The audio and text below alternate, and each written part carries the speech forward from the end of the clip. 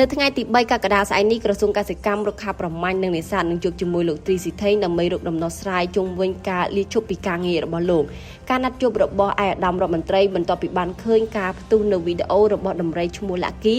កំពុងស្ទាក់ផ្លូវលោកទ្រីស៊ីថេងនឹងបានជ្រាបពីករណីលាលែងពីការងាររបស់លោកនេះបើយោងតាមទំព័រ Facebook របស់ក្រសួងកសិកម្មរុក្ខាប្រមាញ់និងនេសាទនៅព្រឹកថ្ងៃទី2ខែកក្កដា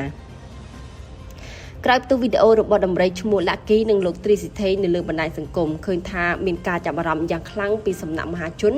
និងបានបង្ហាញក្តីអាណិតអាសូរដល់ដំរីនិងអ្នកមកដំរីដែលការនេះបាននាំឲ្យអ្នកលេងបណ្ដាញសង្គមបានទទូចបញ្ចេញមតិដោយសូមឲ្យក្រសួងកសិកម្មរុក្ខាប្រមាញ់និងនេសាទធ្វើការត្រួតពិនិត្យសម្រាប់សម្រួលដល់លោកទ្រីស៊ីថេងអាចមកបំពេញការងារជាបុគ្គលិកក្នុងអង្គការសម្ព័ន្ធមិត្តព្រៃឈើបន្តទៀតខណៈលោកបានចំណាយពេលជាង30ឆ្នាំក្នុងការថែទាំសត្វក្នុងឧទ្យានជាតិភ្នំតាម៉ៅគូបញ្ជាក់ដឹងដែរថាលោកទ្រីស៊ីថេងជាបុគ្គលិករបស់អង្គការសម្ព័ន្ធមិត្តសត្វព្រៃមិនមែនជាមន្ត្រីរដ្ឋបាលព្រៃឈើចុះកិច្ចសន្យាបម្រើការងារក្នុងអង្គភាពរដ្ឋបាលព្រៃឈើនោះឡើយលោកទ្រីស៊ីថេងត្រូវបានអង្គការសម្ព័ន្ធមិត្តព្រៃឈើបញ្ជូនមកបំពេញការងារជាសមភាគីជាមួយឧទ្យានសួនសត្វព្រៃការពារនិងសួនភូតគាមភ្នំតាម៉ៅហេតុនេះការលាឈប់របស់លោកទ្រីស៊ីថេងជារឿងផ្ទៃក្នុងរបស់អង្គការសម្ព័ន្ធមិត្តសត្វព្រៃ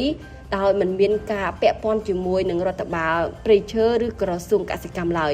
នេះបើតាមសេចក្តីប្រកាសរបស់ក្រសួងកសិកម្មរុក្ខាប្រមាញ់និងនេសាទ